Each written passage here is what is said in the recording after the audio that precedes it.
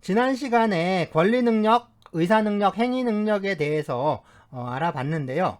행위 능력이 제한되는 사람을 전에는 행위 무능력자라고 했습니다. 그리고 이제 미성년자라든가 뭐 금치산자, 한정치산자가 있었고요. 그런데 이 금치산이라든가 한정치산 제도가 좀 인권 침해적인 요소도 있고 또 그렇게 사회적으로 활용도가 높질 않았어요. 거의 이제 활용되질 않았습니다. 그러다 보니까 이거를 좀 개선하자 이런 의견들이 있어서 성년 후견 제도로 대폭적인 개선이 이루어져요. 그때 이제 이 개선을 하면서요. 이 행위 무능력자라는 개념, 이 무능력자라는 개념도 또 상당히 좀 문제가 있는 개념이잖아요. 그래서 이거를 좀 바꾸자라는 취지에서 제한 능력자라는 개념으로 바뀌게 됩니다. 그래서 이제 이게 바뀌었고요. 지금은 이제 제한 능력자라는 개념을 사용하는데 이 대표적인 제한 능력자는 결국에 이 미성년자입니다. 이렇게 쓰죠. 한자로 이렇게 쓰는데 아직 성년이 되지 않은 사람 뭐 이제 이런 뜻이죠. 네, 민법 제4조에서 사람은 19세로 성년에 이르게 된다라고 규정을 하고 있습니다. 그러니까 19세가 되기 전까지는 미성년자라는 뜻인 거죠. 19세에 성년에 이른다고 했으니까 자, 이 시기를 출생일이라고 하죠. 태어난 날입니다. 출생 시점이고요. 그리고 이 출생일로부터 만 19년이 되는 이 시점, 만 19세가 되는 거죠. 자, 이렇게 태어나서 19년이 경과하면 이때부터는 이제 성년이 되는 거고요. 아직 19년이 되지 않았으면 미성년자입니다. 자, 계산하는 방법은요, 이 오늘 날짜에서 자기가 태어난 날을 빼서 이 19년보다 크거나 같으면 성년이라고 할 수 있는데요. 이 연령을 계산할 때는 태어난 날, 그러니까 출생일을 포함시켜서 계산을 합니다. 자, 원래 계산할 때, 그러니까 원래 기간을 계산할 때는요, 이 첫날은 빼는 게 원칙이에요. 빼는 게 원칙인데, 이 두 가지 예외가 있습니다. 하나는 그 첫날이 0시부터 시작할 때고요. 그리고 다른 하나는 이 연령 계산할 때입니다. 이 연령 계산할 때는 첫날을 집어넣어요. 그래서 자, 그럼 이 나이 계산하는 거 한번 해보죠. 오늘 날짜는 2021년 5월 4일이고요. 이 친구는 2002년 4월 1일에 태어났다라고 합시다. 자, 계산을 해보면 그죠? 19년 1개월 3일이 나오죠. 그러니까 이 친구는 태어나서 이미 19년 1개월 3일이 지난 거예요. 그럼 오늘이 3일째냐? 오늘이 3일째가 아니고 오늘은 4일째인 거죠. 4일째. 오늘은 4일째 되는 날입니다. 어쨌든 19년이 지났으니까 이 친구는 성년이라고 할 수가 있겠죠. 지금 계산한 방식은 이게 만 나이를 계산하는 방식인데요. 만 나이 말고 우리 이제 다른 계산 방법도 있죠. 그런데 이 나이 계산을 좀 잘 못한다거나 또는 나이 개념을 좀 혼동하는 사람들이 많은 것 같아요. 이 나이 계산하는 방법 전에 좀 뭐 요즘 이런 말들을 하고 다니는 그런 사람들이 좀 많은데요. 한국 사람들은 이 나이를 세는 방법이 뭐 세 가지니 뭐 네 가지씩이나 된다 뭐 하는 그런 말들을 좀 하고 다닙니다. 그래서 뭐냐라고 하니까 뭐 이제 첫째는 한국식 나이래요. 그 다음엔 또 만 나이가 있답니다. 그리고 또 뭐 연나이라는 것도 있고요. 뭐 사회적 나이라는 것도 있다라고 합니다. 그런데 보니까 이 연나이니 뭐 사회적 나이니 하는 거는 사실은 그런 건 없어요. 이거는 개념적으로도 성립하지 않습니다. 그러니까 이 사람들이 그러니까 그렇죠. 이제 좀 뭐 이제 분란 같은 거 만들기 좋아하는 사람들, 뭐 괜히 이제 청와대 게시판에 청원이라도 한번 올려보고 싶은 사람들, 뭐 하여간 누구한테 좀 관심 좀 끌고 싶어 하는 사람들, 뭐 이런 사람들이 이게 이제 장난질 치는 거예요. 자, 이런 건 없습니다. 이건 한마디로 말해서 이런 개념이란 건 존재할 수가 없어요.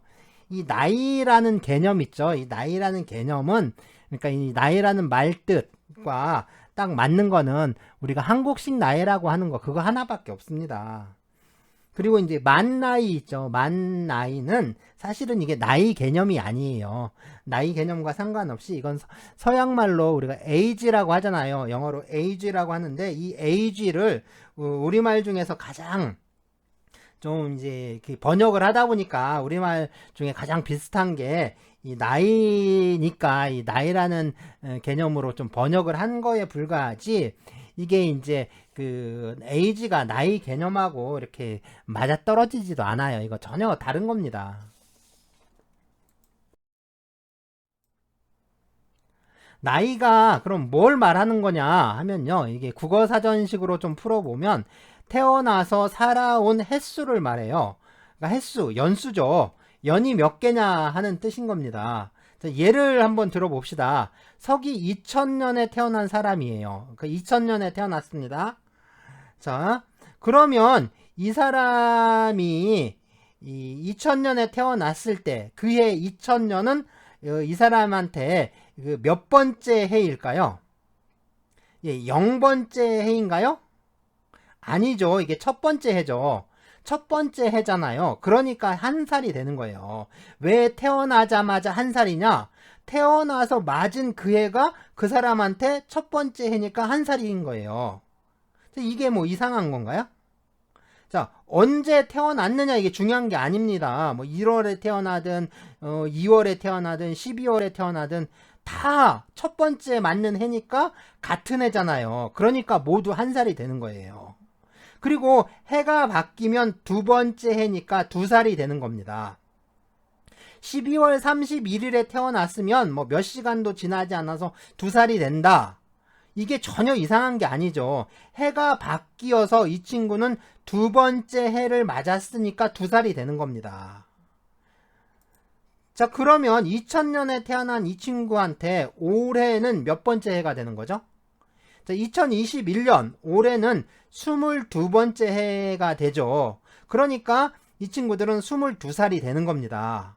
자, 여기에서 이상한 게 뭐 있어요? 아무것도 없죠. 뭐 계산하는 거 어렵나요?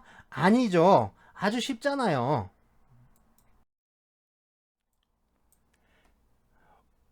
자, 왜 우리 나이에는 0살, 그러니까 0세가 없느냐? 뭐 이게 참 궁금해 하는 사람들도 있는데요. 자, 이거에 대해서 옛날 사람들이 이 영의 개념을 몰랐기 때문이다 라고 하는 견해가 있습니다. 뭐 전혀 설득력이 없는 주장이고요. 뭐 수학이라는 게 서양에만 있었던 게 아니죠. 그리고 이제 피타고라스의 정린이 뭐 유클리드 기하학이니 하는 게 당연히 우리 동양에도 있었고요. 뭐 산학이라는 학문도 있었고, 산학 박사나 산학 교수를 두고 이 수학 전문가인 이 산사라는 사람들을 교육하고 또 양성하기도 했습니다.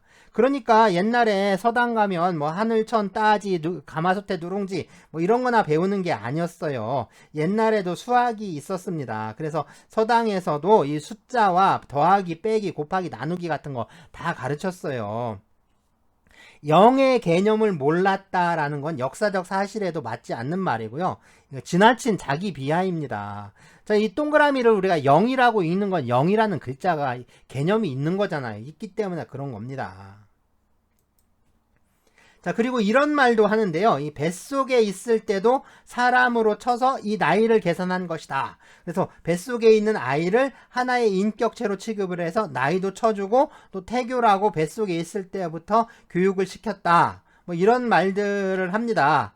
이건 그냥 조우라고 하는 말이고요.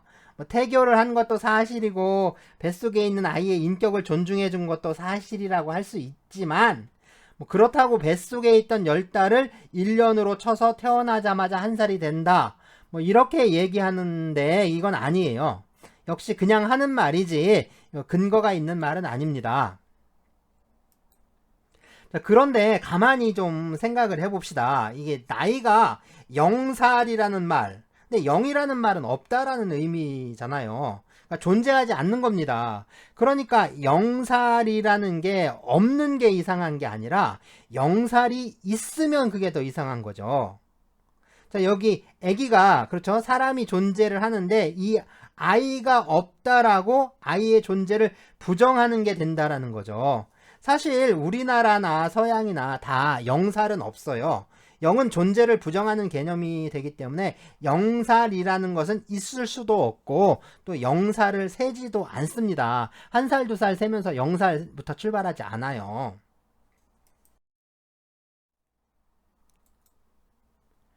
자, 그러면 이 만 나이를 한번 볼까요? 이 만 나이는 나이 개념이 아니라 age라고 했는데요. 이건 나이와 전혀 다른 개념입니다. 자, 이 만 나이요. 이 만 나이 age라고 했죠. 이 age는 나이가 아니라 언제부터 언제까지라는 기간의 개념인 거예요. 그러니까 이 태어난 날부터 오늘까지 며칠이냐 라고 이렇게 날수로 계산하는 개념인 겁니다. 자, 나이를 보면 연, 해, 그러니까 이제 연을 기준으로 했잖아요. 그런데 이 만 나이는 연이 아니라 일을 기준으로 해요. 나이가 그러니까 연의 개념이라면 이 만 나이, 그러니까 age는 일의 개념인 거죠. 날짜 개념인 거예요. 그러니까 만 나이를 계산할 때 오늘 날짜에서 태어난 날의 날짜를 빼서 계산하는 겁니다. 그렇기 때문에 태어나서 1년이라는 기간이 지나지 않으면 보통 이제 영살이라고 하는데요. 자, 이건 영살이 아니라 그냥 몇 달 며칠인 거죠. 그러니까 그 갓난아이를 보면 우리가 몇 주 또 몇 개월로 이렇게 계산을 하잖아요. 이 만 나이에도 영살은 없는 겁니다. 그러니까 몇 개월이니 뭐 몇 주 또는 며칠이 있잖아요. 이런 경우에도 아이가 태어나서 그러니까 0에서 시작하지 않고 1일에서 시작하죠. 나이든 만 나이든 계산할 때 원래 영살이라는 건 없는 겁니다.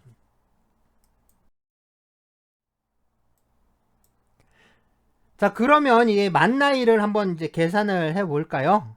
자, 먼저 오늘 날짜, 이 이제 강의를 듣는 오늘 날짜입니다. 언제 듣는지에 따라 뭐 날짜가 변하기도 하죠. 그래서 뭐 예를 들어서 2021년 5월 4일이라고 합시다. 이 날짜에서 자기 태어난 날을 빼요. 예를 들어서 2000년 2월 1일 날 태어났다고 합시다. 그러면 2021년 5월 4일에서 생일인 2000년 2월 1일을 빼는 거예요. 자, 그러면 이렇게 이제 몇 년, 몇 월, 며칠이 나오죠. 그죠? 네, 21년 3개월 3일 나오잖아요. 이게 만 나이예요. 그래서 21년 3개월 3일. 그런데 이렇게 몇 개월, 며칠까지 계산하려면 그죠? 매일 계산해야 되잖아요. 그래서 앞에 몇 년에 해당하는 이 부분 있죠. 지금 계산이 21년이 나왔잖아요. 그래서 만 21세가 되는 거예요. 자, 이렇게 계산을 한다면 이 만 나이가 바뀌는 기준은 생일날이다. 그러니까 자기가 태어난 생일날 나이가 바뀐다. 라는 걸 알 수가 있죠. 자, 이게 보통 이제 말하는 만 나이입니다. 네, 법에서 나이라고 정한 경우에는 모두 이 만 나이를 사용합니다. 그러니까 뭐 법, 행정, 제도 또 뭐 의료 분야 어디든 이 만 나이로 통일이 되어 있어요. 그래서 청와대에 만 나이로 통일하자고 죽어라고 청원 올리지 않아도 됩니다. 이미 다 만 나이로 통일되어 있는 거예요. 무슨 한국식 나이니 연 나이니 사회적 나이니 하는 거 그런 거 없어요. 자, 그럼 우리가 세는 나이는 뭐냐? 이건 그냥 일종의 관습인 거고, 일종의 문화인 거죠. 그냥 우리식으로 나이 세는 게 싫으면, 그 사람은 그냥 자기 좋을 대로 세면 됩니다. 만 나이로 세든 아니면, 나이를 1살, 2살이 아니라 뭐 10살, 20살씩 세든 그건 그 사람의 자유죠. 그러니까 청와대 게시판에 가서 청원 막 올리면서 한국식 나이 폐지하라고 뭐 앙앙대지 않아도 되는 겁니다.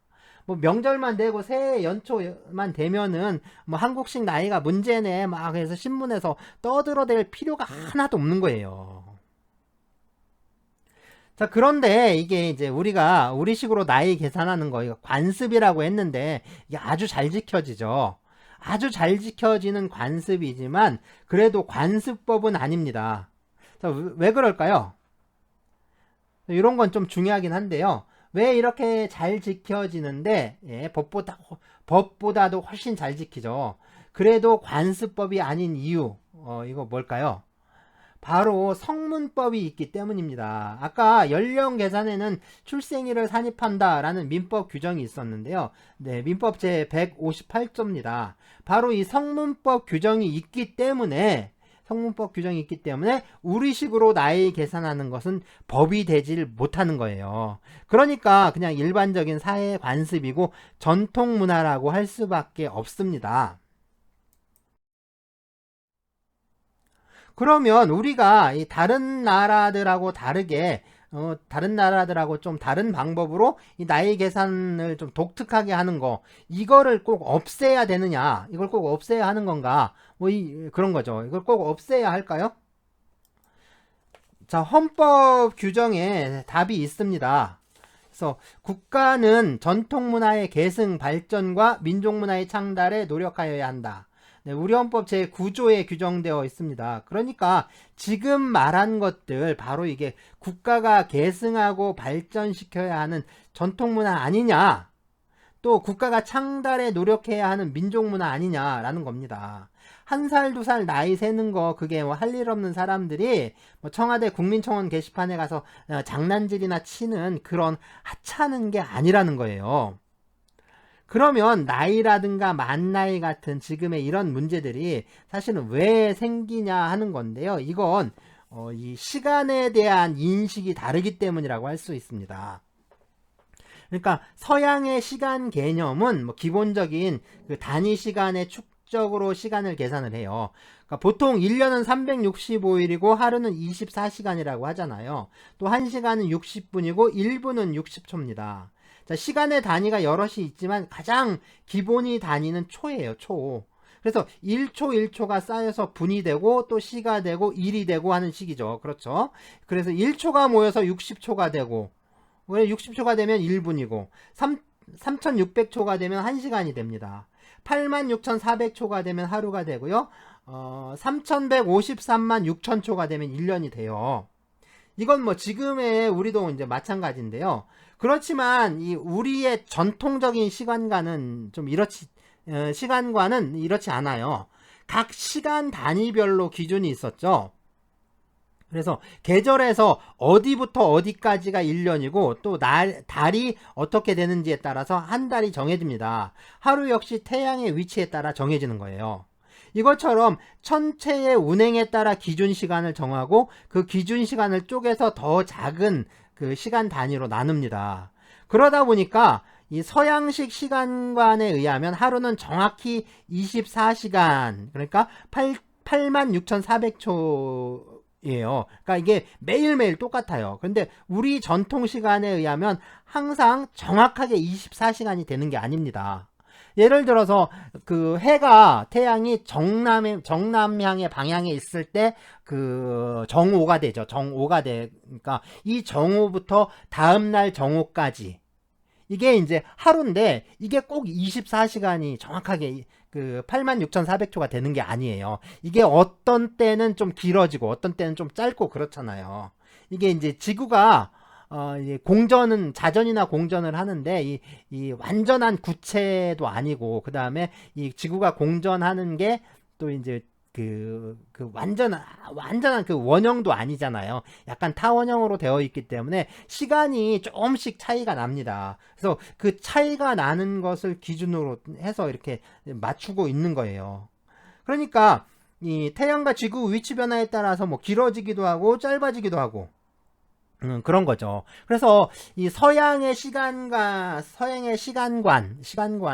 이 절대적 시간관이라고 할 수 있다면 우리 전통적 시간관은 좀 상대적 시간관이라고 할 수 있는 거죠. 그래서 이 시간에 대한 어떤 그 바라보는 시각의 관점의 차이가 있기 때문에 어떤 그 문제들이 좀씩 있는 거고, 그 다음에 이제 그 사용하는 달력 있죠. 역법이 다른 거예요. 그래서 서양에서 사용하는 역법은 양력이라고 하는데 사실상 양력이라고 완전한 양력이라고 보긴 어려워요. 완전한 양력이라고 보긴 어렵고 그냥 서양에서 온 역법이니까 그 서양력을 줄여서 뭐 양력이다라고 하면 그건 100% 맞는 건데 이게 태양력이다라고 하면 이제 100% 맞는 건 또 아닙니다. 약간 다르고요. 약간 다르고 우리가 사용하는 게 또 그 전통적인 역법이 음력이다 하는데 그것도 틀립니다. 그래서 우리는 양력과 음력을 동시에 사용을 해요. 그래서 동시에 사용을 하고 그리고 사실상 이 역법으로 봤을 때 그 아직 그러니까 지금까지 가장 발달하고 가장 과학적이고 체계적인 역법이 우리가 쓰는 전통 역법이에요. 그러면 왜 우리는 그 전통 역법을 안 쓰고 서양역을 쓰느냐? 그건 이제 고종이 이제 서양역으로 바꿨는데 서양역으로 바꾼 이유가 그냥 서양의 여러 나라들이 쓰니까 우리도 같이 쓴 것뿐입니다. 사실은 가장 과학적인 건 우리의 그 역법 체계예요. 그리고 이제 우리가 나이를 계산하는 건 우리 바로 전통 역법에 의해서 계산을 하기 때문에 이런 문제들이 발생을 하는 거죠. 그리고 이제 이 나이라는 개념과 만 나이는 그 개념부터가 완전히 다른 겁니다. 그래서 이거를 이해하지 못하면 계속해서 뭐 이상한 얘기들을 하게 되는 거죠.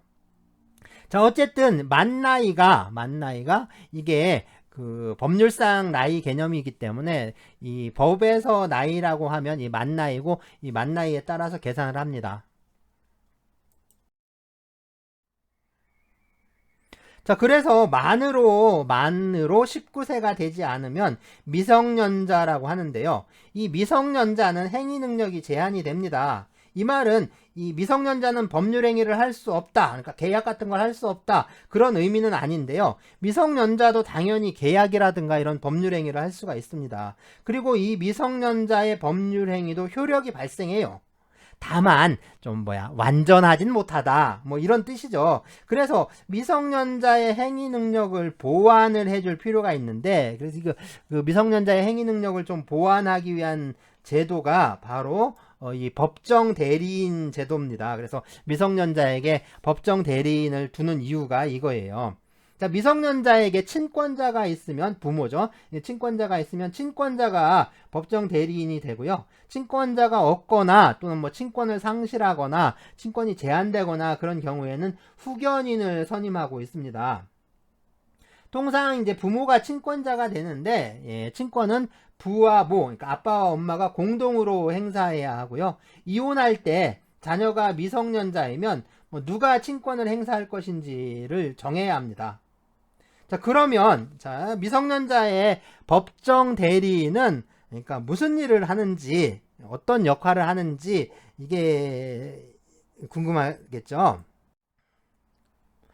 자, 미성년자의 법정 대리인 있죠. 미성년자의 법정 대리인은 이 미성년자의 계약이라든가 그런 법률 행위를 대리할 수가 있습니다. 대리인이니까 당연히 대리할 수 있겠죠.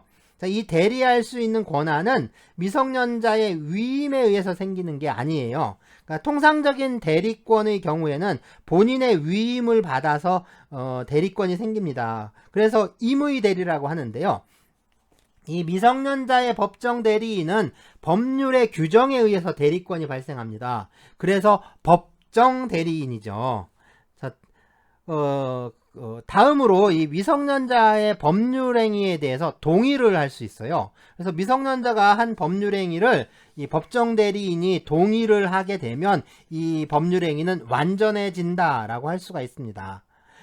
예, 만일에 미성년자가 이 법정 대리인의 동의 없이 뭐 법률행위를 했을 때 법정 대리인은 이 법률행위를 취소할 수가 있습니다. 법률행위를 취소를 하게 되면 이 법률행위는 법률행위를 했던 시점으로 그 시점으로 좀 소급을 해서 무효가 돼요. 그러니까 처음부터 법률행위를 하지 않은 것처럼 돼버립니다. 미성년자가 행위 능력이 제한된다라는 의미는 법률행위를 하지 못한다라는 뜻이 아니라고 했는데요. 자, 미성년자는 행위 능력이 제한되어 있어서 법률행위의 효력이 완전하지 못하다라는 의미에 불과한 거죠. 그래서 이 법정 대리인에 의해서 이 보완이 되어야 하는 건데요. 자, 그렇다면 법정 대리인의 간섭 없이 미성년자가 혼자서 그 완전한 효력의 법률 행위를 그럼 할 수가 없느냐? 물론 이제 그렇지는 않아요. 자, 미성년자도 이 법정 대리인의 대리나 동의 없이 완전한 효력이 발생하는 그런 법률 행위를 할 수가 있습니다. 자, 이와 같은 분야에서 미성년자는 그러니까 이제 성년자와 동일한 행위 능력을 갖게 돼요.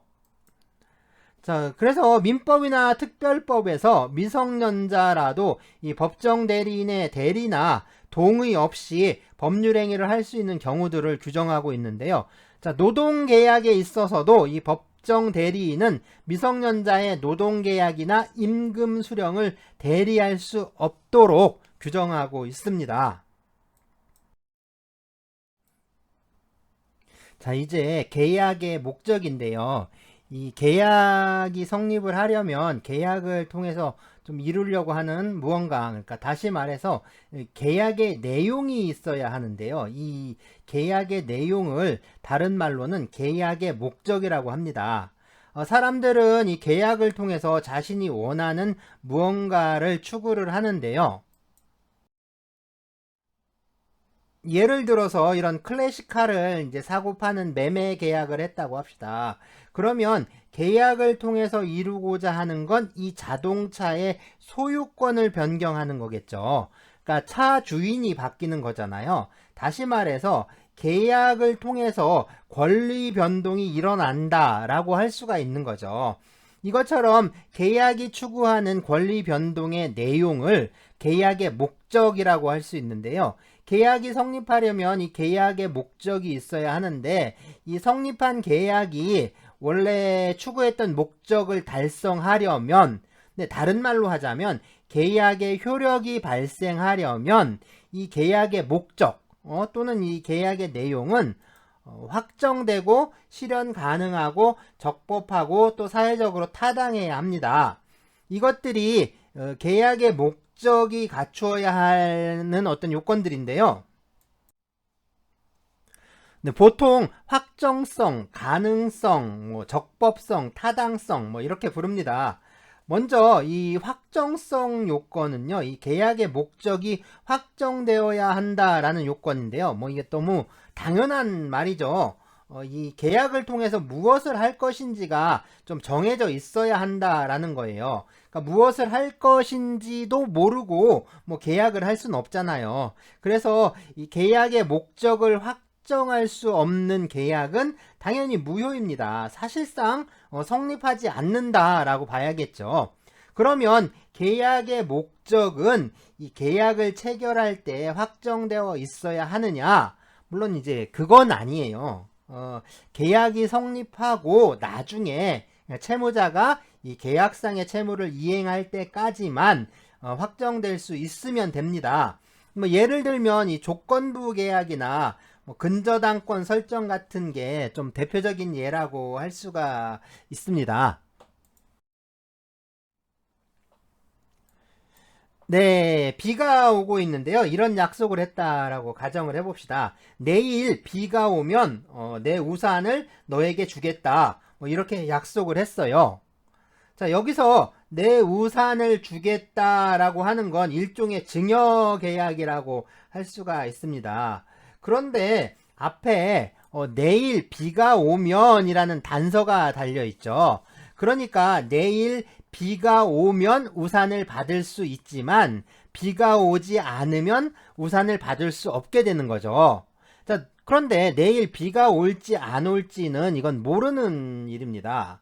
물론 일기예보 같은 걸로 어느 정도 예측을 할 수는 있겠지만 그래도 정확하게 비가 내리는지 안 내리는지는 내일 가봐야 하는 일이죠. 지금은 이제 모르는 겁니다.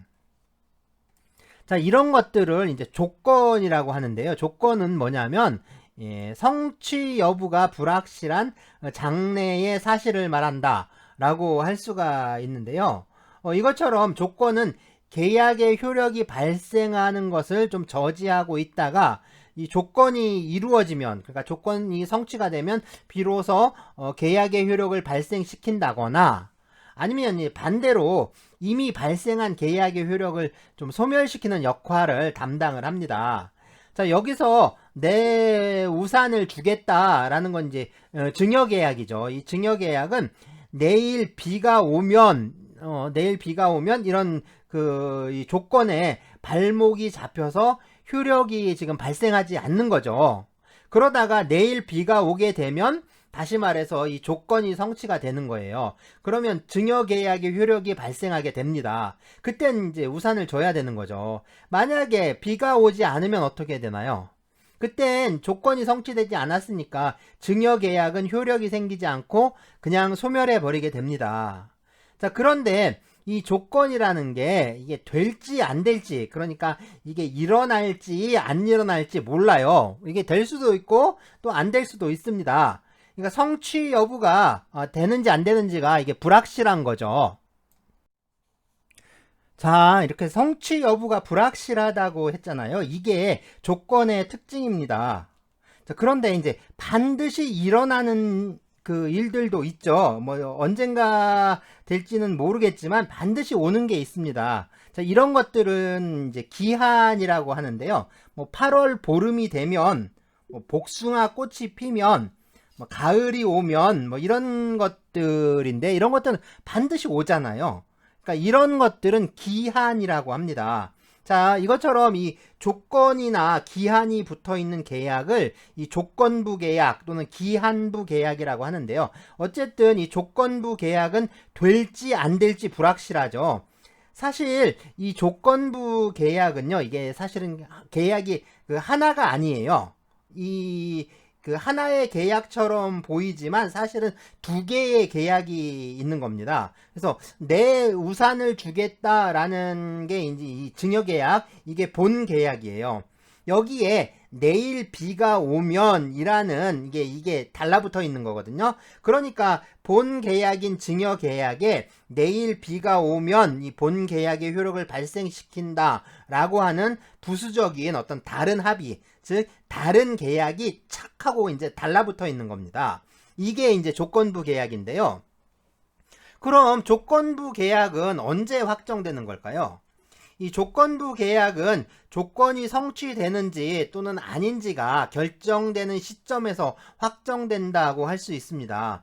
어쨌든 이 확정성이라는 게 이 계약을 해석하는 문제인데요. 해석을 통해서 확정할 수 없는 계약이라면 이 확정성이 없는 거고, 또 확정성이 없는 계약은 아무런 효력이 발생하지 않습니다. 그러니까 무효인 거죠.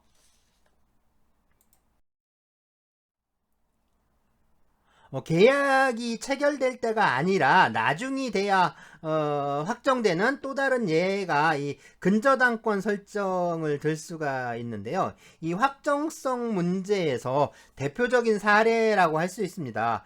근저당권은 이게 담보물권이라고 하는데요. 물권은 이 소유권, 또 용익물권, 담보물권 뭐 이렇게 나누고 있어요. 네, 그래서 담보물권은 이 채권을 담보하기 위한 목적으로 설정된 그런 물권들을 말합니다. 담보제도에는 원래 이제 저당과 또 전당이라는 게 있는데요. 이 토지나 건물과 같이 이 부동산을 담보로 하는 것을 저당이라고 하고요. 동산을 담보로 하는 것을 전당이라고 합니다. 저당은 원래 이 물건의 소유자나 또는 점유자가 계속 갖고 있다. 그러니까 즉 이제 계속 점유하면서 부동산을 이용할 수 있다. 이게 좀 특징적이고요. 이것처럼 그래서 이제 이 부동산에 대한 담보 물권이 바로 저당권인데요. 이 저당권은 저당권 설정 계약에 의해서 발생하는, 다시 말해서 계약에 의해서 발생하는 그 약정 담보 물권입니다. 하지만 이제 이 전당이죠. 전당은 소유자가 아니라 이 담보권자가 물건을 지배하게 돼요. 그러니까 물건 자체를 맡기고 돈을 빌리는 거예요. 이때 물건은 뭐 이제 토지나 건물을 제외한 물건, 즉 동산만을 의미합니다. 자, 이 전당에 대한 권리를 질권이라고 하는데요. 이 질권은 일본을 통해서 정착된 근대법의 개념이고요. 전당이란 말 있죠. 이 전당이란 건 좀 그 이전부터 내려오던 또 우리말입니다. 담보물권에는 네, 이것처럼 이제 저당권, 질권 있는데 뭐 그것만 있는 건 아니에요. 이렇게 이제 저당권, 질권만 있는 건 아니고요. 또 이 유치권이라는 권리가 있습니다. 이 유치권은 계약으로 설정하는 권리가 아니라 오직 법률의 규정에 의해서만 발생하는 그래서 이제 법정 담보물권이라고 해요. 담보물권이라고 했으니까요. 이 저당권이라는 건 채무를 담보하는 부동산에 관한 담보물권인데요. 그럼 채무를 언제까지 담보하느냐? 딱 한 번만 담보합니다. 그러니까 돈을 빌리면서 이 돈을 제때 갚겠다는 의미로 부동산에 저당권을 설정하는 거예요. 이 저당권은 그때 이제 한 번 빌린 돈을 담보하는 거죠. 그리고 돈을 갚으면 저당권은 곧장 이제 소멸합니다. 물론 이 저당권은 이 부동산 등기부에 등기를 해야 하죠. 돈을 갚았는데 저당권 등기를 말소시키지 못하는 경우도 있는데 등기부에 등기가 남아 있어도 이미 돈을 갚았기 때문에 저당권 등기는 아무런 효력이 없습니다. 그러면 다음에 다시 돈을 빌리면 어떨까요? 이때는 저당권이 새로 생기는 거예요. 이럴 경우에는 등기도 새로 하는 게 원칙입니다. 그런데 이게 이제 돈을 자꾸 빌렸다 갚았다를 계속하는 경우라면 이게 많이 번거롭겠죠. 그러니까 이제 등기를 했다 말았으니까 등기를 설정했다가 말소했다가 설정했다 말소했다 이렇게 계속 하려면은 상당히 번거롭잖아요. 더군다나 이제 문제가 되는 게 뭐냐면 무엇보다 이제 등기를 계속 새로 하다 보면 이게 비용도 등기 비용도 꽤 많이 들어간다는 거죠. 자, 그래서 이런 문제를 해결하는 게 바로 이 근저당권이라는 겁니다. 이 근저당권은 저당권과 달리 채무를 계속 담보하는 권리인데요. 그러니까 이 채권의 최고 한도를 정하고요. 그 한도 내에서 채무자는 돈을 빌렸다가 또 갚았다가 이걸 계속할 수 있고요. 이때 채무자가 하는 모든 거래를 다 담보하는 게 바로 이 근저당권이라고 할 수가 있습니다.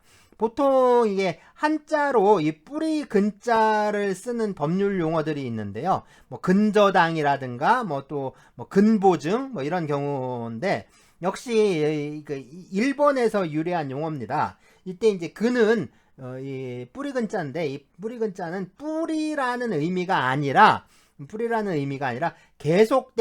계속된다라는 의미로 쓰이는 거예요. 그러니까 근저당권의 채무는 이게 저당권의 채무하고 달리 아직 발생하지 않은 장래의 채무일 수도 있는 거죠. 자, 바닷가에 이렇게 멋있는 별장이 있습니다. 자, 그런데 이 별장을 사고 파는 계약을 했다라고 좀 하죠. 보통 이제 부동산 거래를 하는 경우에 이제 계약을 하면서 부동산 가격의 10%를 계약금으로 지급하는 관행이 있죠. 뭐 예를 들어서 이 별장 값이 10억이라고 합시다. 10억. 너무 비싼가요? 어쨌든 한 10억쯤 간다라고 하죠. 그러면 매수인은 계약을 하면서 1억을 계약금으로 이제 매도인에게 주는 거예요. 그런 후에 이제 중도금 주고 또 잔금 주면서 이 매도인으로부터 등기 이전에 필요한 서류를 받게 되는 겁니다. 그런데 이제 중간에 또 이제 문제가 많이 생기죠. 그냥 이렇게 쭉 진행이 되면 아무 문제 없이 진행이 되면 그냥 소유권이 이전하고 그래서 이제 딱 끝나는데 중간에 항상 문제가 생겨서 그래서 이제 문제가 많이 되죠. 네, 엄청나죠. 네, 이렇게 이제 태풍이 치거나 또는 뭐 지진 해일 이런 걸로 이제 별장이 바닷물에 휩쓸려서 완전히 사라져 버린 겁니다. 자, 이럴 때는 어떻게 해야 할까요? 자, 이 별장 매매 계약은 그러니까 이제 목적을 달성할 수가 없게 되죠. 이게 불가능하게 되는 거예요. 그러니까 이 계약을 붙들고 있어봤자 아무런 소용이 없습니다. 자, 이제 이 계약 관계를 청산을 한다거나 또는 이 위험을 누가 부담해야 하느냐 뭐 이런 문제들이 남는다고 하는데요. 여기서 계약의 목적을 달성하는 것이 불가능해졌잖아요. 그래서 어쨌든 중요한 건 뭐냐면 이게 언제 불가능해졌느냐 하는 문제입니다. 그래서 불가능해진 때를 기준으로 계약의 효력이 왔다 갔다 하는 거예요. 결국에 계약을 하기 전에 불가능해졌느냐 아니면 계약을 한 이후에 불가능해졌느냐, 이게 문제가 되는 거겠죠.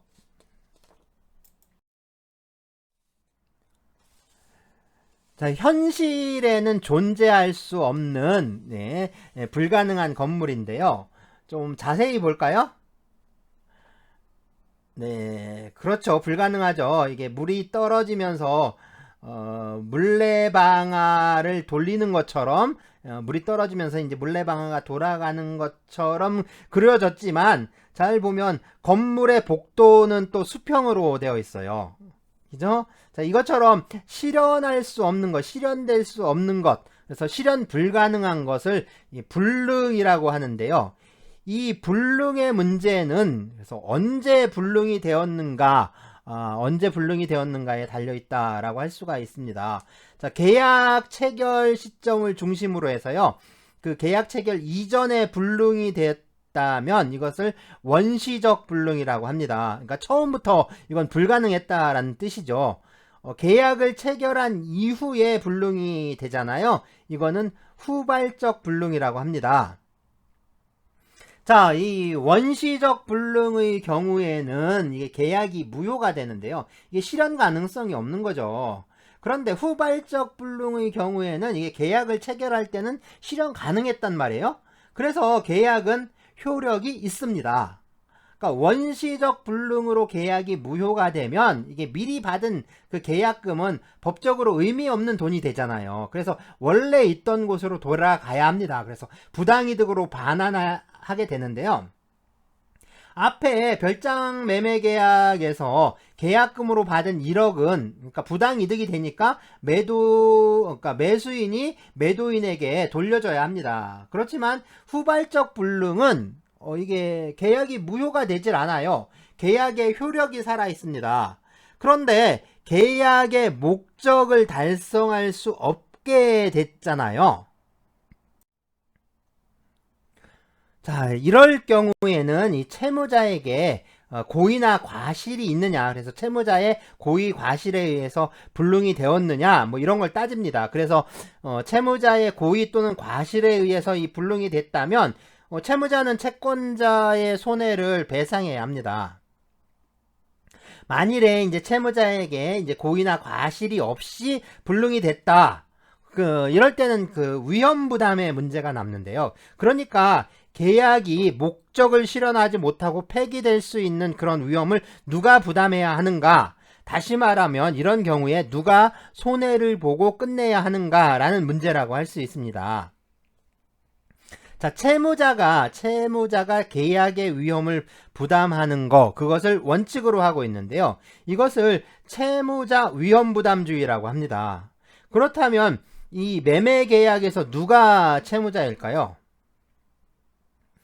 매매 계약을 보면 물건을 사고 파는 그 두 명의 당사자 모두 채권자이면서 또 동시에 채무자라는 걸 알 수가 있는데요. 이것처럼 계약의 양쪽 당사자 모두 상대방에 대하여 의무를 부담하는 계약, 이것을 쌍무계약이라고 한다라고 했던 것 같아요.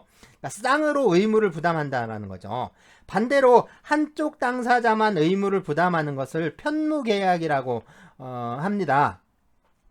그래서 증여계약을 보면 한쪽은 물건을 주기만 하고 또 다른 한쪽은 받기만 하잖아요. 그러니까 한쪽은 의무만 있고 또 다른 한쪽은 권리만 있는 게 이 편무계약입니다. 그런데 이제 쌍무계약은 양쪽 다 권리와 의무를 다 갖고 있는 것이고요. 그러니까 매매계약에서 채무자라고 하면 무엇에 대한 채무인지를 따져야 하는 거죠. 물건을 건네주고 그 대가로 돈을 받는 것이니까 돈에 대한 것인지 아니면 물건에 대한 것인지 이걸 먼저 좀 따져봐야 합니다. 자, 지금 문제가 되는 것, 즉 실현이 불가능해진 건 돈이 아니죠. 근데 돈은 불능이라는 게 없다라고 했었죠. 그 돈을 발행하는 나라가 망하지 않는 이상 이 돈은 불능이 없어요. 여기서 문제가 되는 건 물건, 그러니까 별장이었잖아요. 집이었죠, 집.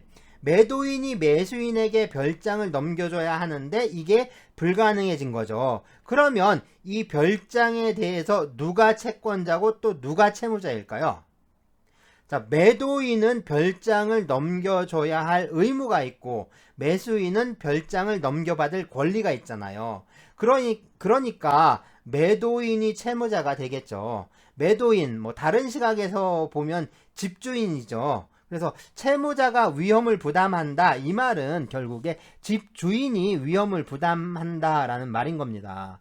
결국에 이제 집주인은 계약금 받은 거 돌려주고 그 다음에 이제 집이 없어진 거 손해보는 거로 끝납니다. 그러니까 자기 집이 없어진 건 자기가 손해를 봐야 되는 거죠. 보상 문제라든가 또 보험 문제 이런 게 있을 수 있는데 이런 것들은 다 다른 문제입니다. 이건 별개의 문제예요.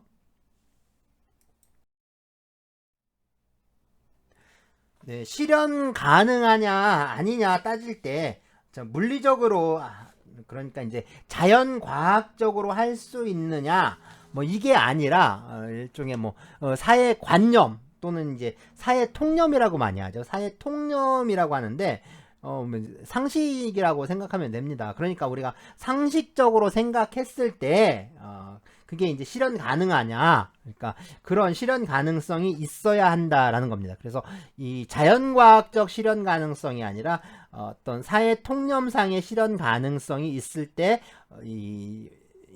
그 실현 가능성이 있다라고 할 수가 있는데요.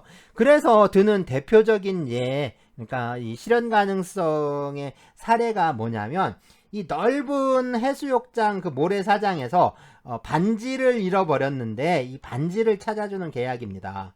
자, 물리적으로는 가능해요. 이게 모래를 퍼다가 저 바닷물에다가 일일이 헹궈 보면 언젠가는 분명히 나오긴 나올 거예요. 그런데 그게 좀 현실적으로는 가능하지가 않죠. 근데 반지 값이 잘해야 얼마나 할까요? 한 몇십만 원? 잘하면 몇백만 원. 그런데 봐봐요. 이 바닷가의 모래를 다 퍼서 일일이 확인을 하는데 이 경우에는 얼마나 들겠습니까? 이거 잘못하면 몇억, 몇십억이 들 수도 있겠죠. 그러니까 그런 계약은 이게 불가능한 것으로 또 이해를 해야 합니다.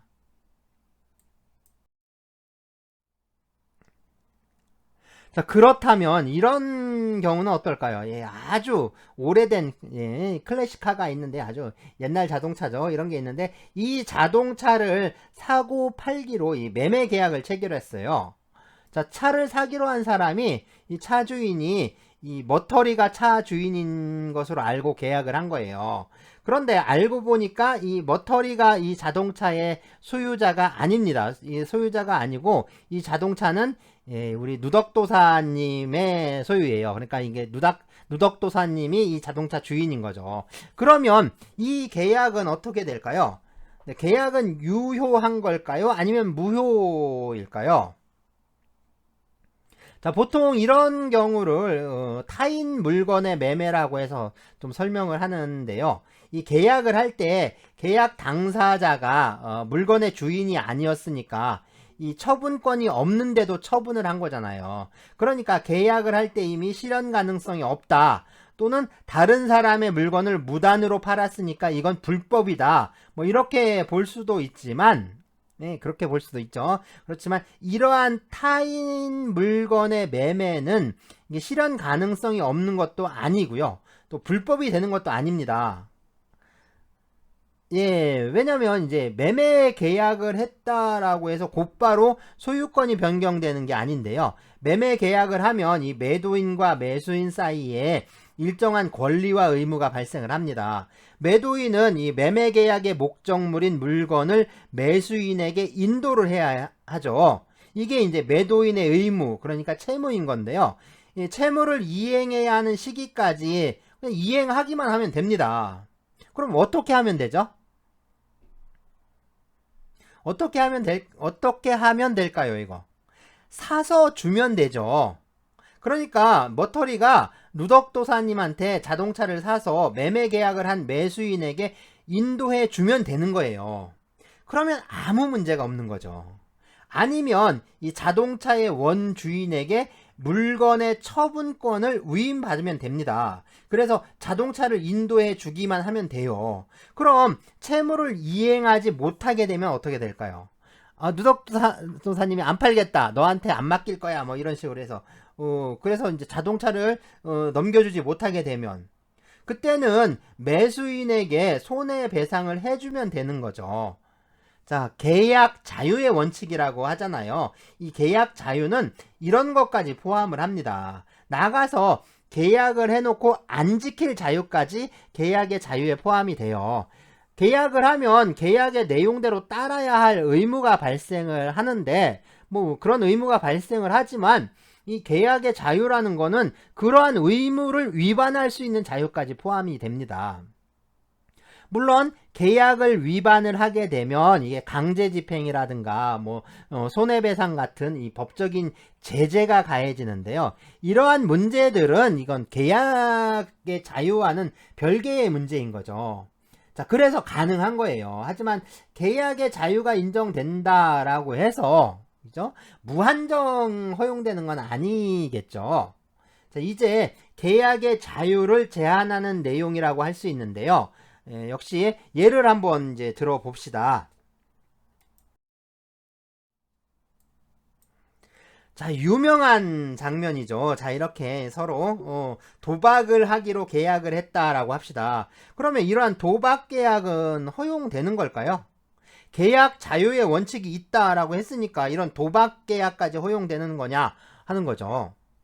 자, 도박을 하게 되면요, 이 형법 제246조 도박죄에 의해서 형사처벌을 받게 되는데요. 그러니까 도박은 법에 의해서 금지된 행위인 거죠. 이것처럼 법에 의해서 금지된 것을 내용으로 하는 계약은 이게 허용될 수가 없습니다.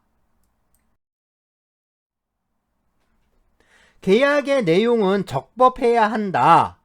법이 정한 내용에 적합해야 한다. 그러니까 합치해야 한다. 뭐 이렇게 말할 수가 있는데요. 이것이 적법성의 원칙입니다. 당연히 이 적법성의 원칙에 어긋나는 계약은 무효이겠죠. 자, 그러면 이 도박을 하는 게 아니라 이 도박 자금을 빌리는 계약, 이런 건 어떨까요? 도박을 하려면 돈이 필요하잖아요. 그래서 도박에 필요한 판돈을 빌리기로 한 겁니다. 그래서 그러면 이런 계약은 어떻게 되느냐 하는 거죠. 자, 그럼 여기 이제 두 개의 계약이 있는 거예요. 그래서 도박 계약과 도박 자금을 빌리는 계약.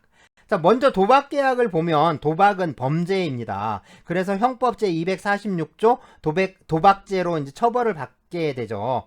뭐 상습적으로 도박을 하는 경우에는 더 무겁게 처벌됩니다. 그러니까 이 도박이라는 행위는 범죄로서 법에 의해 금지되어 있다라는 걸 알 수가 있죠. 이것처럼 법이 금지하고 있는 행위를 하자고 계약하는 것은 허용될 수가 없겠죠. 그래서 이런 계약은 무효입니다. 도박 계약은 계약으로서 허용되지 않는다라는 뜻이 되는 거예요. 아무리 계약이 자유라고 하지만 이렇게 범죄를 내용으로 하는 계약까지 허용되는 것은 아닙니다.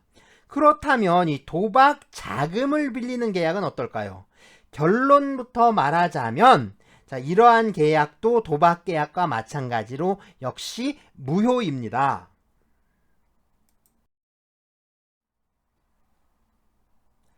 도박 자금을 빌리는 계약의 본질은 돈을 빌리는 계약이죠.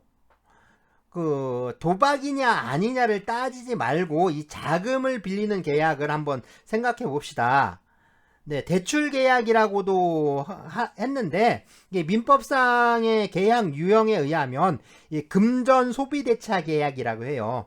대차는 빌린다는 의미고요. 소비대차는 그 빌린 물건은 내가 다 쓰고 나중에 같은 종류의 물건으로 반환하는 계약 유형을 말해요. 그러면 이 돈을 빌려주고 빌려 쓰는 계약은 자본주의 사회가 돌아가기 위해서 필수적으로 요구되는 거래라고 할 수가 있습니다. 그러니까 이게 무효라고 해야 하나요? 법이 허용하지 않는 행위인가요? 그건 아니죠. 자, 돈을 빌려주고 빌려 쓰는 계약은 당연히 합법적인 계약이죠. 그러니까 당연히 효력이 인정됩니다. 유효인 거죠. 자, 그런데 말이에요.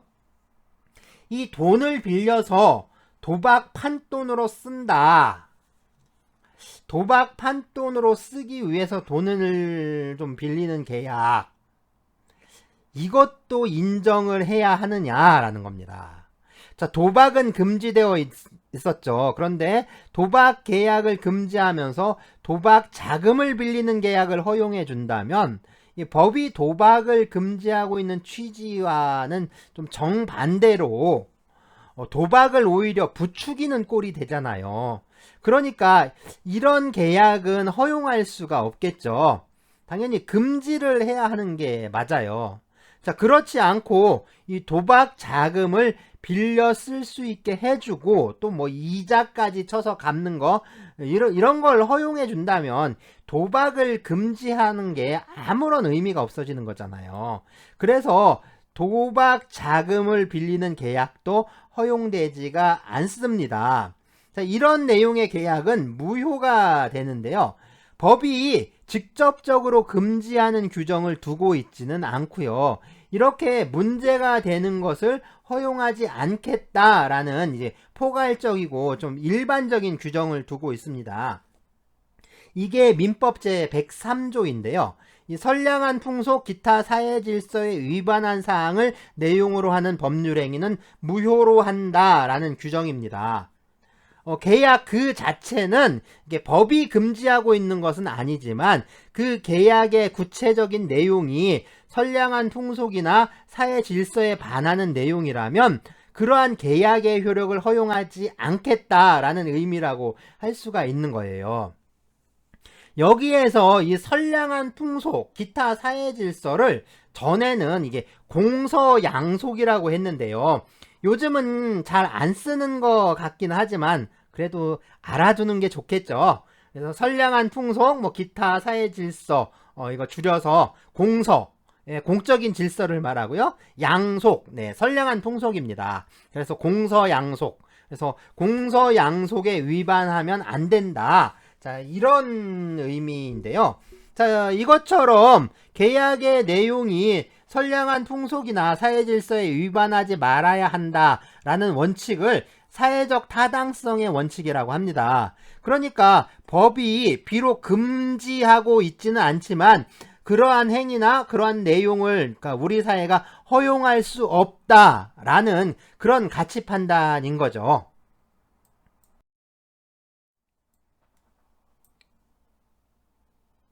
네, 그냥 소리 나는 대로 읽으면 됩니다. 팍타 순트 세르반다.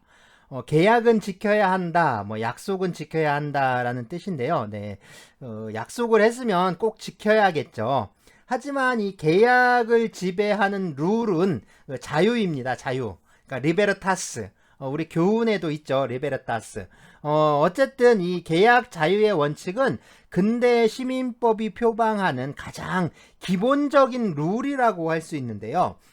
계약을 할 것인지 말 것인지, 또 계약을 한다면 누구와 할 것인지, 계약의 내용은 어떻게 할 것인지, 또 계약의 방식은 어떻게 할 것인지 모두 당사자의 자유라는 의미입니다. 그러니까 자유에는 이 적극적 자유뿐만 아니라 소극적 자유도 있는데요. 그래서 계약을 하는 것도 자유라면 이 자유는 계약을 해놓고 안 지킬 수 있는 자유까지도 포함이 된다라고 했었죠. 그러니까 계약을 어길 자유도 계약의 자유에 속한다라고 앞에서 잠깐 말했었는데요. 네, 맞습니다. 그래서 이제 이 계약을 안 지켜도 되는데 물론 이제 계약을 어겨서 생기는 그런 뭐 손해배상이라든가 이런 문제는 이 계약 자유와는 또 별개의 문제인 거예요. 그래서 계약의 자유는 계약의 자유일 뿐이고요. 이 자유가 손해를 입은 상대방의 손해배상 청구권, 뭐 이 권리까지 방어할 수 있는 건 아닙니다. 그러니까 자유는 자유지 권리가 아닌 거죠. 한번 계약을 했다라고 해서 이 계약이 영구적인 건 당연히 아니죠. 보통 계약으로 맺어진 관계, 이러한 어떤 법률 관계를 계약 관계라고 할 수 있는데요. 네, 계약 관계는 계약에 의해서 발생하죠. 그러니까 계약은 계약 관계를 발생시키는 원인이라고 할 수가 있습니다. 계약으로 인해서 계약의 당사자들은 이 계약 관계라는 단단한 관계 속에 묶이게 되는데요.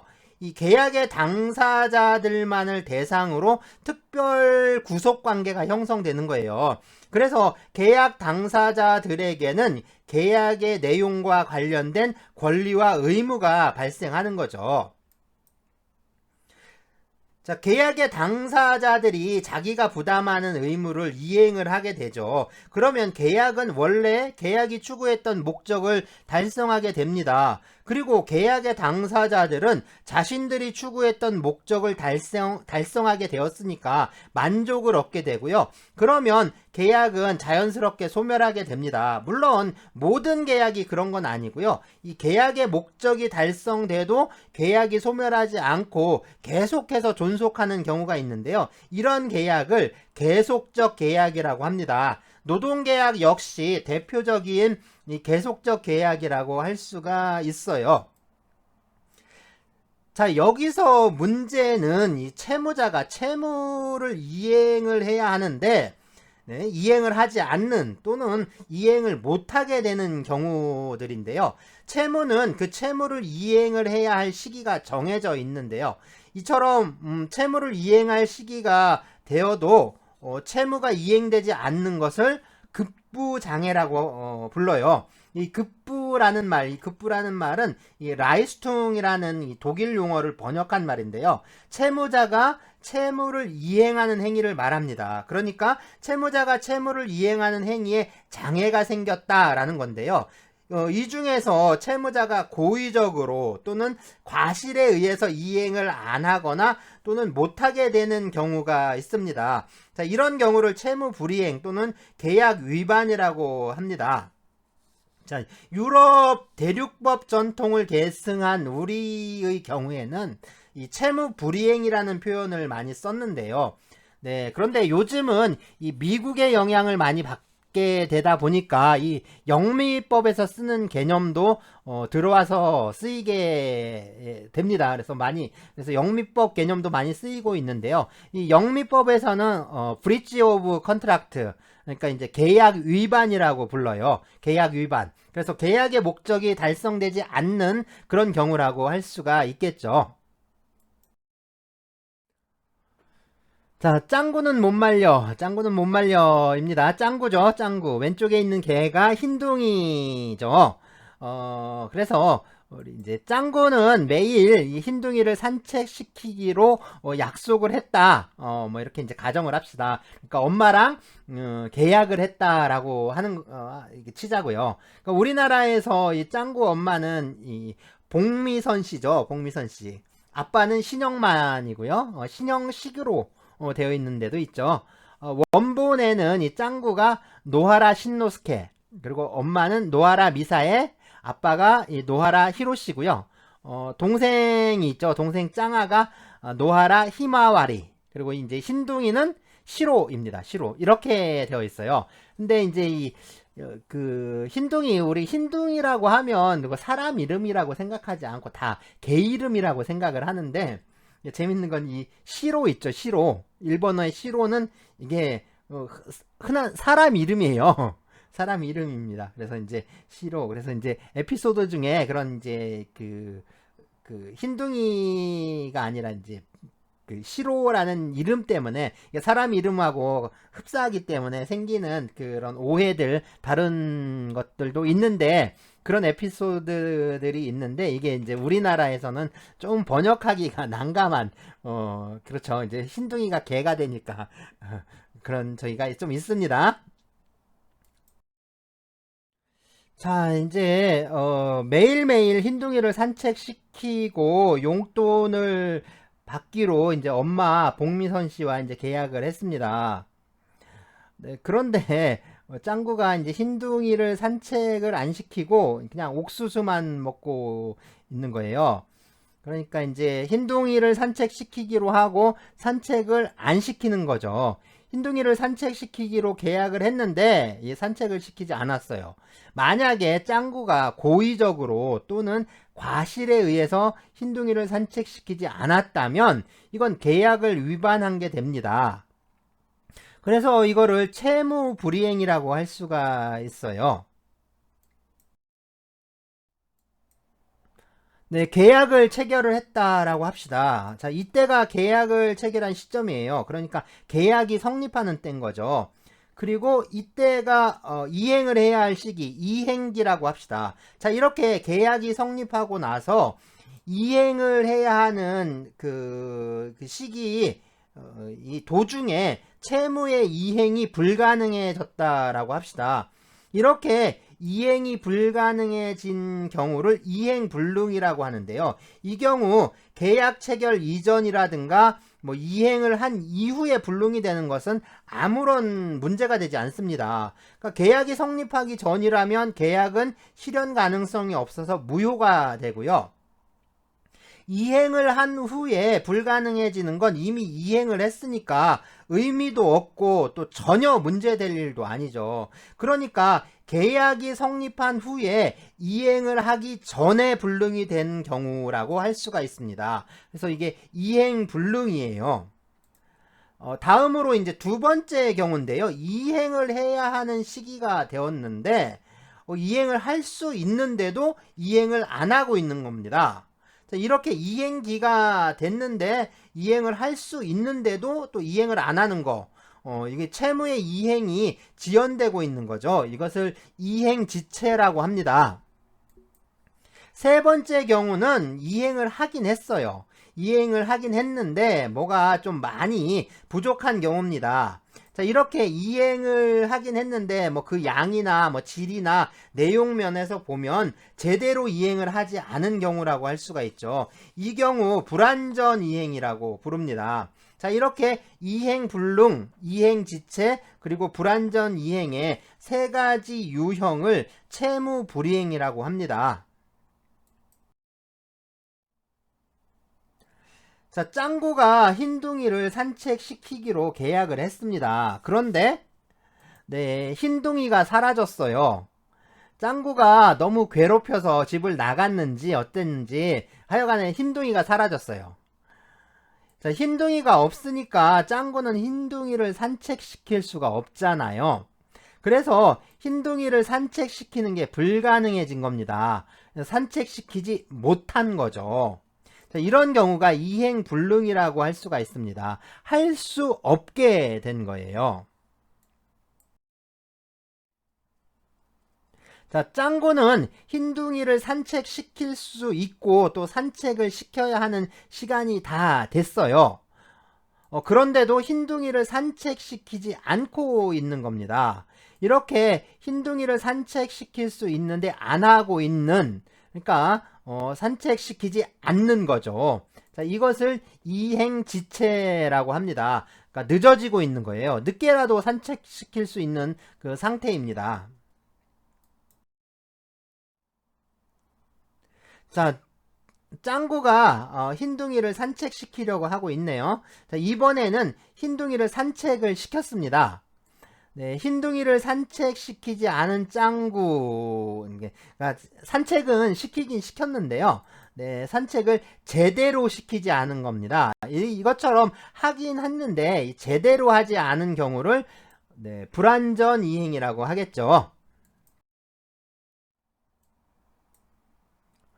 네, 채무를 이행하지 않으면, 다시 말해서 계약 위반이 발생하면 어떻게 이제 대응을 해야 할까요?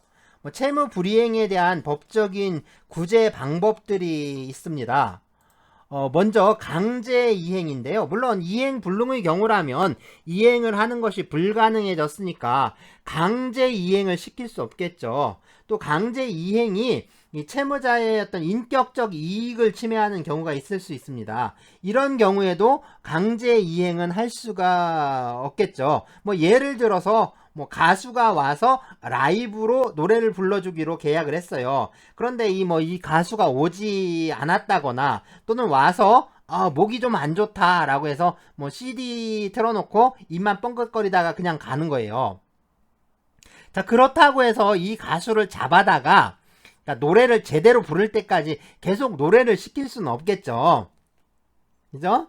자, 그래서 이렇게 이제 채무 불이행이 있다라고 해서 모두 강제 이행이 가능한 것은 아닙니다.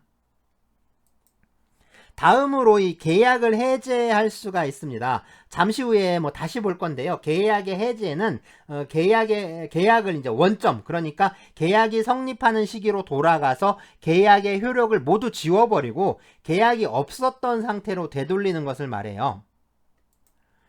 자, 그리고 발생한 손해에 대해서 배상을 청구할 수가 있습니다. 이것처럼 이행불능, 이행지체, 불완전 이행에 이 채무 불이행이 있으면 강제이행, 뭐 계약해제, 그리고 손해배상이라는 제재가 가해지는데요. 자, 이와 같은 방법은 뭐 단독으로 또는 계약을 해제하고 손해배상을 청구하는 것처럼 같이 병행해서 행사할 수가 있습니다. 자, 그러면 이제 끝으로 계약의 무효와 또 취소, 그리고 계약의 해제와 해지에 대해서 살펴볼 건데요. 모두 계약의 효력이 소멸하는 경우라고 할 수가 있어요. 자, 먼저 무효와 취소입니다.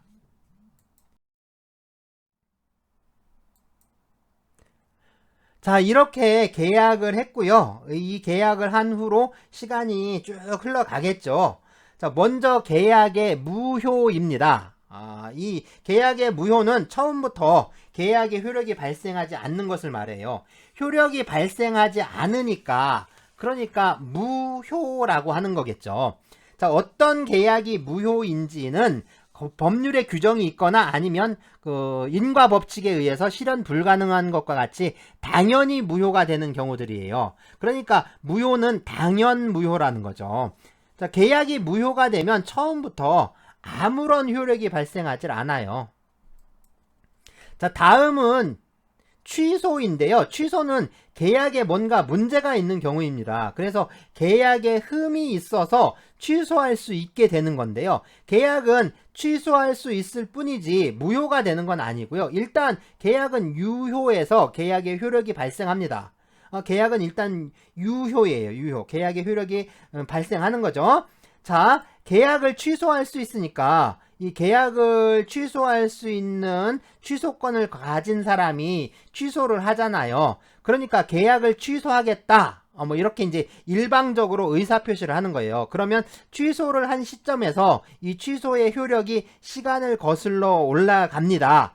이렇게 법이라든가 뭐 계약, 의사표시와 같은 것들이 시간을 거슬러 올라가는 거, 이 시간을 거슬러 올라가는 것을 소급이라고 하고요. 이 시간을 거슬러 올라가는 효력을 소급효라고 합니다. 그래서 취소를 하게 되면 이 취소의 효력이 소급을 하는 거예요.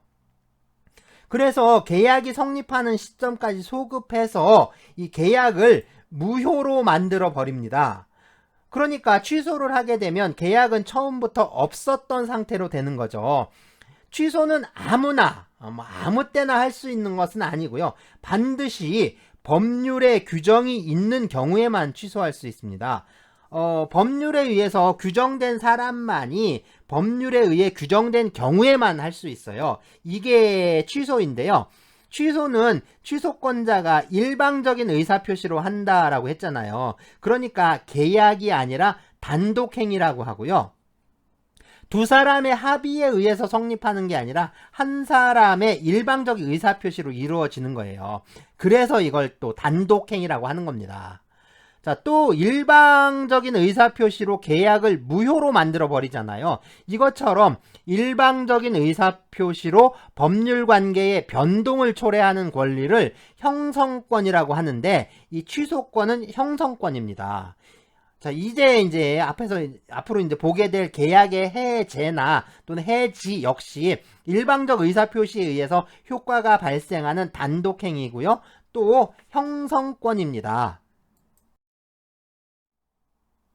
자, 이제 계약의 해제와 해지인데요. 먼저 해제입니다. 해자에 지울 제자를 써요. 이렇게 이제 계약을 했다라고 합시다. 계약을 한 후에 한쪽 당사자가 계약을 해제하잖아요. 그러니까 취소와 마찬가지로 해제를 할 수 있는 사람이 해제의 의사표시를 하면 해제의 효력이 발생하는데요. 이렇게 해제권자가 해제를 하게 되면 계약이 성립했던 시점으로 거슬러 올라가서 계약을 무효로 만들어 버립니다. 이게 해제인데요. 네, 계약의 취소와 비슷하죠. 아니 이제 똑같은 거 아닌가 뭐 이렇게 이제 좀 의심을 할 수도 있는데요. 자, 지금 말한 것은 해제에 대한 통설과 판례의 태도입니다. 그런데 이제 이게 이제 통설이나 판례는 소급표를 인정해서 이렇게 설명을 하는데 이 소급표를 부정하고 다른 방식으로 설명하는 그 견해도 있어요. 그리고 이제 취소와의 차이점은 취소는 계약과 단독행위 모두에 인정이 되는 건데요. 해제는 계약에서만 인정이 됩니다. 그러니까 취소는 법률행위 자체를 무효로 만들어 버리는데 해제는 합의를 무효로 만들어 버리는 것일 수도 있죠. 그래서 합의라는 게 필요하지 않은 단독행위, 그러니까 단독행위는 합의가 필요 없잖아요. 그러니까 이런 것에는 해제가 인정될 수가 없는 거예요. 그러면 또 누가 언제 해제할 수 있는가라는 문제가 생기겠죠. 해제는 이 법률에 규정이 있거나 또는 계약을 하면서 계약 당사자끼리 이러이러한 경우에는 해제를 할 수 있게 합시다 라고 서로 약정을 한 경우에만 인정이 되는데요.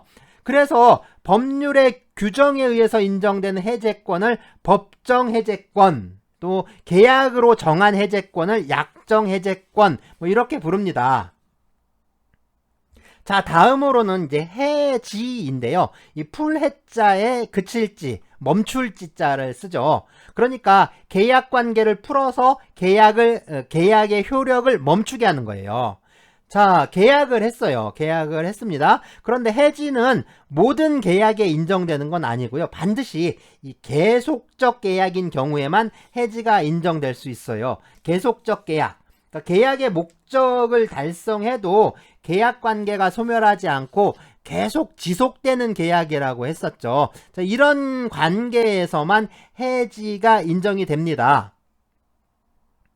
자, 해지 역시 일방적인 의사표시로 합니다. 계약에는 2명 이상의 당사자가 있잖아요. 그래서 어느 한쪽이 계약을 해지하겠다라고 일방적 의사표시를 하면 해지의 효력이 발생하는 거예요.